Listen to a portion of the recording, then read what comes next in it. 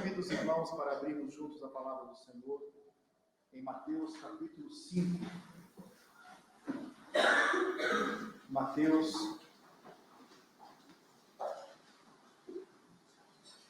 capítulo 5, versículo 38.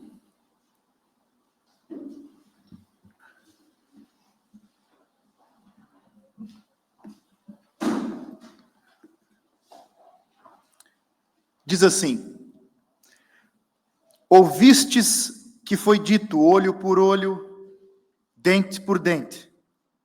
Eu, porém, vos digo, não resistais ao perverso, mas a qualquer que te ferir na face direita, volta-lhe também a outra. E ao que quer demandar contigo e tirar-te a túnica, deixa-lhe também a capa. Se alguém te obrigar a andar 1 milha, vai com ele 2. Dá a quem te pede e não voltes as costas ao que deseja que lhe emprestes. Ouvistes que foi dito, amarás o teu próximo e odiarás o teu inimigo. Eu, porém, vos digo, amai os vossos inimigos e orai pelos que vos perseguem, para que vos torneis filhos do vosso Pai Celeste, porque Ele faz nascer o seu sol sobre os maus e bons, e vir chuvas sobre justos e injustos. Porque, se amardes os que vos amam, que recompensa tendes? Não fazem os publicanos também o mesmo? E se saudardes somente os vossos irmãos, que fazeis demais? Não fazem os gentios também o mesmo? Portanto, sede vós perfeitos, como perfeito é o vosso Pai Celeste. De todos os ensinamentos de Jesus no Sermão do Monte, esse texto que está diante de nós, ele é, sem dúvida, o mais desafiador neste sermão. Aqui no sermão, nós encontramos uma série de antíteses, tese, antitese, síntese, mas aqui é uma antítese, no sentido contrário. Ouvistes, eu, porém, vos digo. Ouvistes, eu, porém, vos digo. Ouvistes, eu, porém, vos digo. Estou na quinta nessa leitura. Portanto, vem numa sequência argumentativa. É um sermão, de fato, que o Senhor Jesus pregou. Então, estamos numa parte desse sermão e, naturalmente, a parte mais desafiadora em termos de interpretação.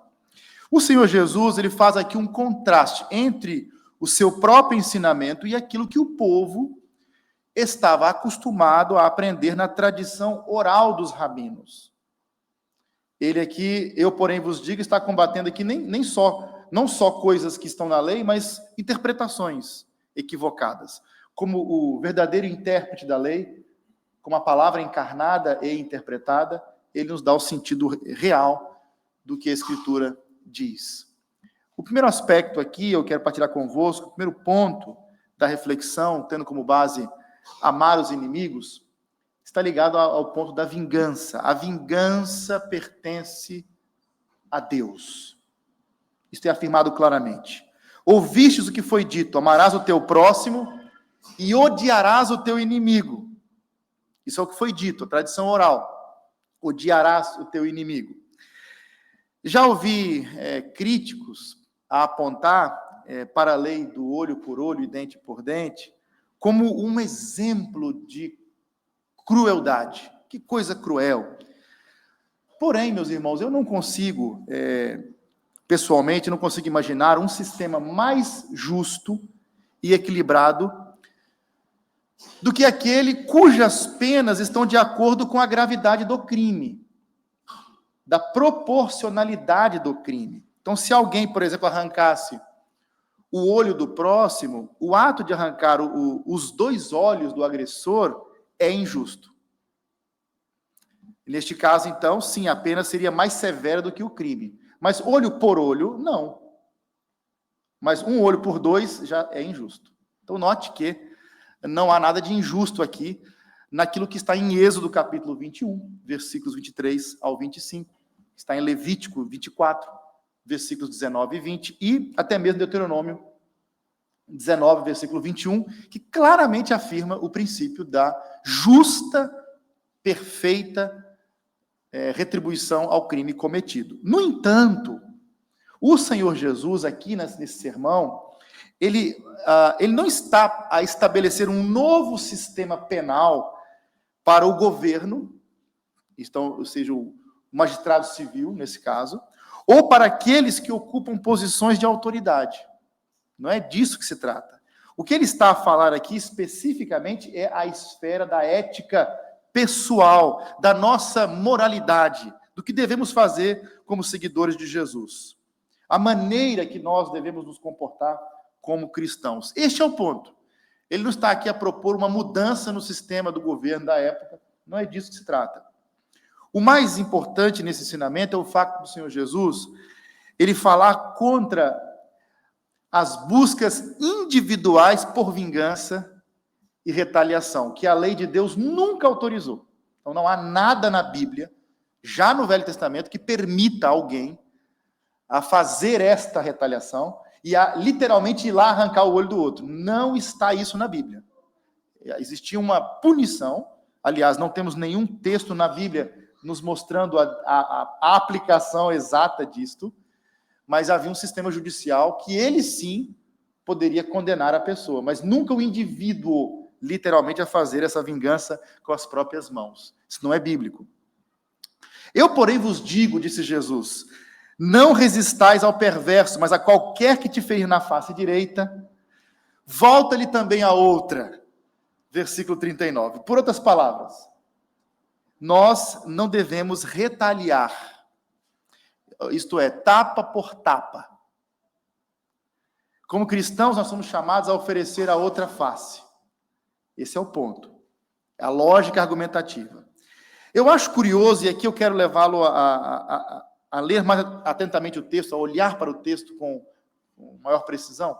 Eu acho curioso que o Senhor Jesus fala em ferir na face direita, já que a maioria das pessoas são destras. Eu não posso exibir aqui, não farei um teatro, poderia fazer uma demonstração, mas não farei uma demonstração de como é que seria um tapa na face direita, sendo que eu sou destro. Para dar um tapa na sua face direita, estando na minha frente o irmão ou a irmã, eu tinha que, por trás da sua nuca, dar o tapa. É uma coisa praticamente impossível, literalmente falando. E é um ponto interessante que como é que podemos ferir, portanto, um indivíduo se ele não estiver estando na minha frente, na face direita? Se eu for, no caso da minha esposa, é mais fácil, porque ela não é destra, ela é canhota. É praticamente impossível fazer isso para um destro. E a ação descrita no texto aqui é ferir a face direita de alguém, portanto, não é com a mão, é com o dorso da mão. Então, com a parte traseira da mão, que é um antigo gesto de insulto, de um superior para um subordinado.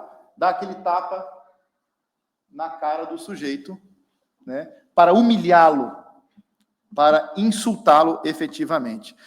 E eu preciso que os irmãos entendam que o Senhor Jesus é um rabino, ele é mestre. Essa é uma linguagem própria. E na cultura judaica tem um significado esse tipo de tapa, como um insulto gravíssimo. Já no contexto do Império Romano, haviam penalidades severas para quem fizesse isso com o outro em termos de julgamento. Até o termo resistir é um termo jurídico que está aqui no texto. Resistir no tribunal e as últimas consequências contra algum tipo de injustiça cometida, como injúria ou maledicência e tudo isso. Portanto, há um contexto próprio aqui. O Senhor Jesus está a falar aqui sobre insultos, certamente, sobre calúnias. É claro que o tapa pode ser levado na literalidade, mas a ideia é não revidar as calúnias e os insultos. Então, se alguém o caluniar, permaneça vulnerável para novas calúnias. Esse é o ponto. É difícil isso, né? Se alguém o insultar, não reaja de volta. permaneça vulnerável ao novo insulto. E nós somos orientados a não procurar, portanto, vingança pelas ofensas que nós sofremos, portanto, pelas mãos de outras pessoas que nos atingem, que nos maltratam. Paulo escreveu assim, foi o texto lido hoje, Romanos 12, 19, não vos vingueis a vós mesmos, amados, mas dai lugar à ira, porque está escrito, a mim me pertence a vingança. Eu que retribuirei, diz o Senhor. A vingança, ela não é minha, a vingança não é sua. A vingança é de Deus. Esse é o ponto. Eu retribuirei. O próprio Jesus disse, não fará Deus justiça aos seus escolhidos ou aos seus eleitos, que a ele clamam dia e noite, embora pareça demorado em defendê-los. Lucas 18, 7. E eu vou explicar por que não é muito bom nós próprios realizarmos essa retaliação. Nós devemos deixar a vingança nas mãos daquele que, diferente de nós, porque Deus não é como nós, ele é perfeito em vingar-se. Deus, ele é preciso. Dai lugar à ira de Deus. Deixa ele fazer o trabalho. Ele é muito preciso, ele é cirúrgico. Devemos dominar não apenas as nossas ações, esse é o ponto, mas as nossas reações também. Porque nós estamos a fazer coisas no dia a dia, mas às vezes somos surpreendidos por coisas e temos uma tendência de reagir. Então temos que controlar nossas ações e nossas reações às coisas que fazem conosco. E quando somos maltratados, eu estou aqui a incluir-me, quando nós somos maltratados, nós não queremos ficar quites. Nós queremos sair por cima. Não é olho por olho, não é dente por dente, é dente e os dentes todos. É um empurrão, é 2 tapas, um pontapé e chave de braço, e lutas, e não queremos ficar por baixo, de jeito nenhum. Não é proporcional. Nós não temos essa natureza boazinha. Não, vou dar exatamente o que eu recebi. Deus sabe disso, irmãos, que nós somos assim.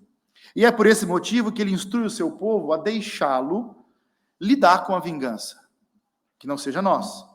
Então, deixe os insultos virem, reaja de modo a demonstrar que o irmão, a irmã não sente a necessidade, portanto, de impor retaliações, porque a sua reputação, a nossa reputação está nas mãos de Deus, como filhos de Deus.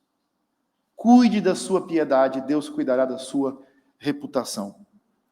O tempo vai vencer, no sentido, vai determinar, pela sua prática, pela sua conduta, pela sua relação com Deus, que o irmão está certo, que a irmã está certa, está sendo injustiçada. Note os versículos 40 ao 41. E ao que quer demandar contigo e tirar-te a túnica, deixe-lhe também a capa, ou dá-lhe também a capa. Se alguém te obrigar a andar 1 milha, vai com ele 2. É preciso entender a cultura também dos judeus. A capa do judeu, ela era essencialmente vital, era quase sacrossanta. Porque se levarmos ao pé da letra isso, para alguém, uma pessoa mais pobre, tirar as vestes interiores e também a capa e deixar a pessoa nua. Então, a ideia não é levar isso para a literalidade, mas para o princípio que está por detrás. A capa é uma coisa muito preciosa, e a lei mosaica diz que, caso a cama de alguém fosse tomada, como penhor, e havia essa ideia do penhor por um crime cometido, a capa deveria ser devolvida antes do anoitecer. Está em Êxodo 22, 24. E essa capa servia como cama. Então a lei dizia, não deixe o sujeito sem cama para dormir, não abuse na sua punição. Mas aqui o ponto é, eu tenho direito legal de ter de volta a minha capa a quem está me resistindo. Mas eu não vou lutar acima de tudo pelos meus direitos. Passe por cima de mim, aliás, passe por cima de qualquer coisa, mas não passe por cima dos meus direitos. Porque se passar, eu vou até o fim. Tem gente que é assim. E o Senhor Jesus está a dizer o seguinte, não faça isso. Você tem direito, mas não faça isso. Não vai até o fim, as últimas consequências. O argumento de Jesus é que quando seus seguidores encontrassem a oposição e a perseguição, e foi justamente o que eles encontraram o tempo todo, Eles não deveriam se concentrar, focar todo o coração deles e mente deles e energia nos direitos legais, numa disputa por causa de objetos pessoais que podem ser preciosos, mas são coisas. Não se desgaste. Dá também a capa. Segundo a lei romana, as autoridades tinham o direito de obrigar as pessoas, essa era a lei romana, de obrigar as pessoas a transportar bens até 1 milha, né, e sem pagar nada por isso. Olha que coisa humilhante. Os judeus detestavam essa lei romana. E é por isso que em Marcos 15, 21, foi por causa dessa lei que Simão, Cirineu, ele foi obrigado a carregar o instrumento de execução de Jesus. Porque até 1 milha podia. E Cristo diz que quem fosse, então, afligido por tal opressão perversa e injusta, deveria caminhar não 1, mais 2. Caminhar mais 1. E ao fazer isso, obviamente, a pessoa ia olhar e dizer assim, mas o que é isto? É uma demonstração, uma exibição de que eu não estou debaixo do imperador de Roma. Eu estou debaixo de outro imperador, o Senhor Jesus Cristo, que exige de mim, e o princípio é muito superior a estes aí que vocês seguem. Eu não estou preso a isto. Eu vou além disso. Não sou escravo da mágoa, da ira, do ódio.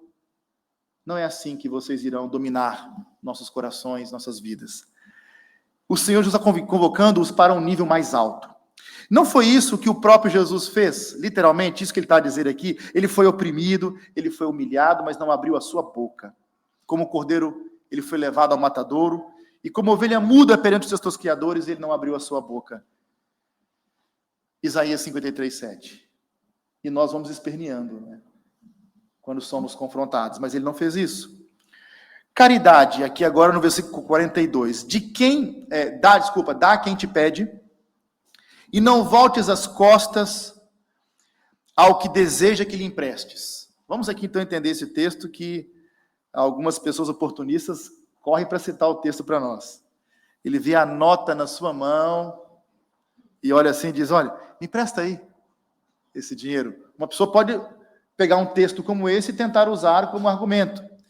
Mas o Senhor Jesus aqui está propondo um espírito de disposição para ajudar os necessitados. Esse é o ponto. Aqueles que pedem assistência e são realmente necessitados, e eu posso ajudar. E eu sei que a pessoa precisa. Não é mentira. E eu sei. E posso. Mas eu cerro meu coração e digo, morra de fome. Ou como aquele que está tão habituado à pobreza que ele fica um pouco chateado com a sujeira. Eu já percebi isso, já tive discussões e vi esse tipo de cenário. Num carro de luxo, e de repente me deparo com um mendigo sujo, a atrapalhar a beleza da cidade, e a pessoa diz assim, esse desgraçado, este miserável está a poluir a imagem, ele está destruindo a estética da cidade. E teve uma cidade no Brasil, uma vez, que teve uma ideia brilhante, colocar todos os mendigos no autocarro e mandá-los para outra cidade e deixar aquela cidade bonita. Muito triste. Quem pode, quem consegue, quem tem, deve ter amor, gratidão a Deus por receber e ajudar. Escolher quem vai ajudar, mas ajudar efetivamente, amorosamente, generosamente. Isso não significa, evidentemente, que é desnecessário ter discernimento, tá, irmãos? Que tem muita malandragem. Se fôssemos atender a todos os que nos pedem qualquer tipo de coisa, nós ficaríamos sem recursos no final de numa semana. No meu caso, em 2 dias. Para alguns, né, meia hora. Porque não conseguimos. A nossa situação ela é lamentável e difícil. O que Jesus instrui aqui é a disposição para dar, a disposição para ajudar, sermos generosos. Não faz sentido nenhum um cristão que não é generoso, que não tem esse entendimento. Então, num texto cristão, eu poderia citar aqui o Didaquê, o Ensino dos Apóstolos, que é um texto cristão antigo, final do século II, início do século II, final do século II. Temos um aforismo aqui, que é que a sua esmola fique a suar nas suas mãos. Ou seja, segura ela um bocadinho. Não sai correndo para fazer. Observe, veja quem precisa. Então, o princípio é que temos que ser sábios nas nossas doações. Eu sei que o indivíduo vai correr para comprar droga, eu vou dar para a pessoa. Então, existem princípios para nós seguirmos para fazer esse tipo de coisa. Então, não devemos doar para qualquer fim, mas nos certificar que estamos a ajudar causas dignas e com as nossas capacidades também. E aqui vamos para o fim. Amar os inimigos. Esse aqui é o ponto que eu deixo para o fim, até porque vai na sequência do argumento, versículos 43 e 44. O ponto principal: ouviste o que foi dito, amarás o teu próximo e odiarás o teu inimigo. Eu, porém, vos digo, amai os vossos inimigos. Os rabinos, eles alteraram essa lei, porque o mandamento não diz em lugar nenhum, odiarás o teu inimigo. Amarás o teu próximo como a ti mesmo, está em Levítico. Mas odiarás é uma implicação. É uma conclusão lógica. Se eu amo o meu próximo, e aí Jesus, no capítulo 10 de Lucas, pergunta: quem é o meu próximo? Qualquer ser humano que precisar de mim é meu próximo. Então, eu não posso odiar pessoa nenhuma. Se Jesus, então, segundo Jesus aqui, devemos amar os que nos ferem e os que nos difamam. Então, ele não está a falar aqui de sentimentos calorosos. Então, entenda isso, irmãos. Amar os inimigos aqui não é amar com sentimentos calorosos, mas e nem ternos e com afetos e tudo. O verbo aqui é amar. Então, não está aqui ele a defender sentimentos de amor para com os nossos inimigos. Ai, que sentimento de amor que eu tenho por este irmão que me humilhou essa semana. Jesus não está pedindo isso. Mas atitudes de amor. Eu não vou devolver isso. Eu vou entregar para Jesus, que cuida de tudo. E quando estiver no meu alcance, tratarei com atitudes amorosas, não do mesmo jeito em que eu fui tratado. Esse é o ponto. Então, Jesus aqui fornece uma lista de exemplos. Ele não fica só na ideia, não. Vai dar exemplos. Versículos 44 e 45 são os exemplos. Amai os vossos inimigos, e agora, quais são as ações? Orai pelos que vos perseguem, para que vos tornei filhos do vosso Pai Celeste, porque Deus faz nascer o sol sobre maus e bons, e vir chuva sobre justos e injustos. Isso vai contra, com certeza, a nossa constituição natural. Nós, geralmente oramos: Senhor, me abençoa, abençoa meu filho, dê saúde, ajuda e tal. Aí quando eu lembro daquele que me maltratou, sobretudo no dia de hoje ou ontem, está muito perto, e aquele, Senhor, trata com ele, né, põe ele na moenda, corrige, machuca, devolve, essas coisas. Orar no sentido... Como é que foi? Vamos lá, um ponto importante que eu tenho visto aí, tenho escutado, lido nas notícias, quando Jesus diz: Pai, perdoa-lhes porque não sabem o que fazem. Foi na cruz, não foi que ele disse isso? Os algozes estavam a maltratá-lo, ele diz: Pai, perdoa-lhes porque não sabem o que fazem. No capítulo 2 de Marcos, o que Jesus fez com o paralítico que ele curou? Perdoados estão os seus? O Filho do Homem tem poder para perdoar pecados. Sim ou não? Por que ele não disse: perdoados estão os vossos pecados? Porque ele não podia dizer isso. Aquelas pessoas estavam de costas viradas para Deus. Elas não poderiam ser perdoadas. Mas ele intercedeu por elas. Pai, perdoa-lhes. Que tipo de intercessão é essa? Muda o coração dessas pessoas. Converta esses corações. Transforma essas pessoas. O irmão já foi maltratado por alguém e se pegou a orar ou se viu a interceder pedindo a Deus para converter o coração daquela pessoa? Essa é a atitude cristã. O centurião, por fim, reconheceu: este é verdadeiramente o Filho de Deus. Aquela oração funcionou para ele. Mas há outro caso, Paulo, que, por exemplo, na morte de Estevão, participou ativamente. Consentindo na morte de Estevão, Estevão orou: Senhor, não lhes imputes pecado. Ele intercedeu por eles e Jesus converteu Paulo. E ele foi perdoado. Portanto, Jesus não declarou: estão perdoados. Jesus declarou: Pai, perdoa-lhes. Ele está com uma atitude de amor, uma atitude de perdão. Ele não está devolvendo o ódio deles com o sentimento de que eu quero que vocês todos queimem para todo sempre no inferno. Não foi isso que ele fez. O O que ele fez foi diferente. Então, note que existe aqui, a nossa constituição natural não encaixa bem isso. Então, eu entendo. Mas Jesus aqui quer que imitemos o Pai, o nosso Pai celestial. Que tratemos os ímpios com amor. E Deus prova o seu amor para conosco, em que Cristo morreu por nós depois de deixarmos de ser pecadores. Sendo nós ainda? Porque por alguém bom, talvez alguém ouse morrer, mas por alguém que não vale nada. Todos nós valemos muito, somos a imagem de Deus, no sentido de valor. Mas uma pessoa que não quer Deus, que está de costas viradas, morrer por ela, não é? Realmente é um altruísmo, um ato de amor extraordinário, só mesmo Jesus. Então Deus tem aqui uma atitude amorosa para com todas as suas criaturas, até com aquelas criaturas caídas. Então ele permite que o sol brilhe sobre os maus e bons, ele deixa a chuva cair sobre justos e injustos. Imagina uma pessoa má, alguns que andam por aí a lançar os mísseis, né? Por exemplo. Não vou fazer cair chuva, vou fazer cair ácido. Ácido para vocês, chuva para vocês. A distribuição de Deus é muito graciosa. O amor generoso, eu diria, o amor beneficente de Deus. Ele tem uma atitude de amor para com todas as criaturas. Obviamente, há um nível de amor que só os crentes desfrutam, que tem a ver com comunhão fraternal, comunhão filial, como filho de Deus, e desfrutando de comunhão e intimidade com Deus. Esse o descrente não. Mas benefícios de toda sorte, bondade proveniente de Deus, todos estão a receber isso.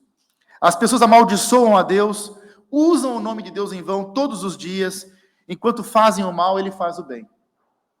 O tempo todo. Todos os ímpios desfrutam, então, desse amor benevolente e beneficente de Deus. E a Bíblia diz, e ela fala claramente, de amor, referindo-se a um outro aspecto. Eu quero deixar bem claro isso, porque um dia desse li um outro que publicou um texto que deu a entender que, por exemplo, textos como de fora ficarão os cães, os feiticeiros, textos que falam de condenação e juízo final, é como se esses textos estivessem ali por engano na Bíblia, mas não estão. Jesus fala de uma condenação, de inferno, fala de juízo, fala que ficarão de fora. Ele não está incluindo todo mundo no céu. Ele não está pegando assim, eu não vou dar nenhum exemplo para não, porque a maldade é tão generalizada. Você fez isso, isso e isso, mas independente de crer em Jesus ou não, se crê no Evangelho ou não, se ama o próximo ou não, se é injusto com toda a gente, vem para o gozo do seu Senhor, vem para o céu. Isso não está na Bíblia. Não é assim que, quando lemos o Novo Testamento, isso não está de modo algum na Escritura. O fato de Deus amar a um nível de amor, que quem desfruta deste amor de Deus, são os filhos dele. Deus ama de forma complacente o seu filho, no sentido de ter um relacionamento de intimidade e comunhão plena com o seu filho. Mas nós, ao sermos salvos, somos feitos filhos de Deus porque cremos em Jesus e somos adotados na família, fazemos parte da família de Deus, somos adotados e nós temos agora, somos coerdeiros com Cristo e temos agora este amor que o descrente, o que nega a Cristo, o que rejeita o Evangelho, o que não crê em Jesus não vai ter, como é óbvio. Não pode dizer Pai Nosso que está no céu aquele que não se converteu e não tem a Deus como Pai. Portanto, o ponto aqui é que o Pai tem um amor especial por Cristo e tem um amor especial pelo seu povo salvo. Mas nos versículos 46 ao 48, vemos o padrão de Deus. Por que temos que amar todas as pessoas como Deus ama, sendo bom para todas as pessoas? Porque se amardes os que vos amam, que recompensa tendes? Não fazem os publicanos o mesmo? E se saudades somente os vossos irmãos, que fazeis demais? Não fazem os gentios também o mesmo? Portanto, sede vós perfeitos, como perfeito é o vosso Pai Celeste. Vamos subir de nível. Jesus quis dizer exatamente o que disse aqui, irmãos. Já li também comentários tentando fugir do versículo 48. Nós não somos chamados a ser... aliás, nós somos chamados a ser perfeitos como Deus é perfeito, assim como no Velho Testamento, somos chamados a ser santos como Deus é santo. Isso está no Velho e no Novo Testamento. Levítico 11:44, sede santos, porque o Senhor vosso Deus é santo. O estilo de vida de Jesus encoraja aqui os seus servos, os discípulos de Jesus, a fazer o mesmo que ele fez, viver como ele viveu. Quando seus inimigos procuravam triunfar sobre ele, qual foi a sua reação? Ele orou por eles, como eu já expliquei aqui. E o poder de capacitar o crente a fazer isso, vemos na atitude de Estevão, que vai na mesma direção de Jesus. Então, nós somos habilitados a reagir com bondade aos que fazem maldades contra nós. Mas há algo assustador na pergunta de Jesus no versículo 47. Note aí. Que fazeis demais? Que fazeis demais? Olha que assustador isso. Porque o seu ponto de partida é que os membros da família de Deus, os membros do seu reino, isto é, da família de Deus, eles não se comportarão como meros homens, como as pessoas do mundo. O povo de Deus, na expectativa de Jesus, deveria ser diferente dos publicanos e dos gentios. Deveria ser óbvio de que nós somos extraordinários, porque o nosso Deus, ele é extraordinário. E deveríamos ser diferentes do mundo. É verdade que nós não conseguimos ser santos como Deus é santo, não conseguimos atingir a perfeição antes de chegarmos no céu. Isso é um facto absoluto. Nenhum de nós conseguirá, só Jesus mesmo. E Jesus sabe disso. E ele está a dizer isso. Além do mais, ele está ciente de que nós costumamos a ajustar os nossos padrões pessoais. A tendência nossa é: eu não consigo atingir a perfeição de Deus, então eu vou diminuir o padrão, ajustando-o à minha capacidade, para que eu consiga, nesse nível, eu consigo seguir. E em vez de elevar o nosso desempenho, nós abaixamos o padrão. É uma tendência nossa, e Jesus sabe disso. Então, Jesus está a explicar aqui que o padrão de Deus não muda. Ele é perfeito, você tem que ser perfeito. Ele é santo, você tem que ser santo. Ele não vai abaixar o padrão e nem mudar a sua perfeição. Então, quando alguém nos diz assim, eu não preciso de Jesus, o que tem que se perguntar para ela? Então, você é perfeito ou perfeita? Não, eu não sou. Então, como é que você vai escapar aos olhos de Deus no dia do juízo? Como é que você vai escapar no dia do juízo? Se não é perfeito? Porque Deus exige perfeição. E é por isso que precisamos de quem? Precisamos de Jesus, irmãos. Esse é o ponto. O único lugar onde se pode obter a perfeição é em Cristo, que manteve o padrão de perfeição até o fim, perfeitamente. E é disso que o Evangelho trata. É por isso que a lei nos conduz para Cristo. A lei é como algo que nos leva para onde? Depois de ouvir um sermão desse, o que o irmão vai fazer? Ah, Senhor, conte comigo, vou seguir tudo à risca e vou cumprir o padrão. Talvez consiga aqui e acolá, mas vai precisar de cair de joelhos aos pés de Jesus, pedir a sua ajuda e confiar nele, que viveu perfeitamente esse padrão. As palavras de Jesus, então, devem nos levar a orar. Senhor, eu não consigo fazer as coisas assim. Ajuda-me. Ajuda-me. E assim como ele ajudou Estevão, capacitou os seus servos, ele vai ajudar o irmão a não ser uma pessoa que se vinga, que retribui, que retalha, mas que confia nele, que vence o mal com o bem. E ele vestiu-nos de fé, pela fé, aliás, com a justiça de Cristo. Quando o irmão creu, o irmão foi vestido nas vestes da justiça de Cristo, de modo, somos perfeitos em Cristo Jesus. Então, graça, ela não é a anulação ou a transigência do padrão. Não é isso que é a graça. É um favor imerecido. Deus nos dá como dádiva algo que não merecemos. Eu não sou perfeito, mas Cristo é perfeito. Eu estou em Cristo. E Cristo, quando nós não somos unidos a Cristo, quando Cristo se torna nosso, vem com Ele tudo aquilo que Ele é, os seus benefícios, as obras que Ele faz. Então não tem como o irmão estar em Cristo e ser a mesma coisa. Há mudança na nossa vida. É isso que a graça tem de tão maravilhoso.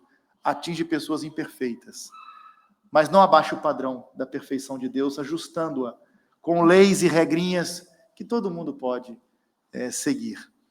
Eu estou a dizer isso porque em algumas comunidades este ato só se torna santo se o pregador estiver com gravatas. Irmão, irmã, eu sempre vou usar gravatas aqui. Eu sou tradicional. Eu sou assim. Me sinto bem assim. É o meu estilo. Mas eu não sou mais santo ou menos santo porque estou sem gravatas. E, aliás, eu nem precisei muito, claro que se eu estou vivendo, existindo, é pela obra do Espírito, na providência. Mas eu não preciso de uma obra de milagre, miraculosa do Espírito Santo no meu coração para pôr uma gravata. Aliás, o parlamento do nosso país estaria redimido se isso fosse verdade. Não. Mas há coisas e tendências no meu coração que eu preciso do poder do Espírito Santo para quebrar, para mudar, diariamente, continuamente. Então, fique com essa mensagem no seu coração. Corra para Jesus, peça perdão a Deus e mude. Não seja o mesmo. Deixa Jesus trabalhar no coração continuamente até a volta dele. Amém?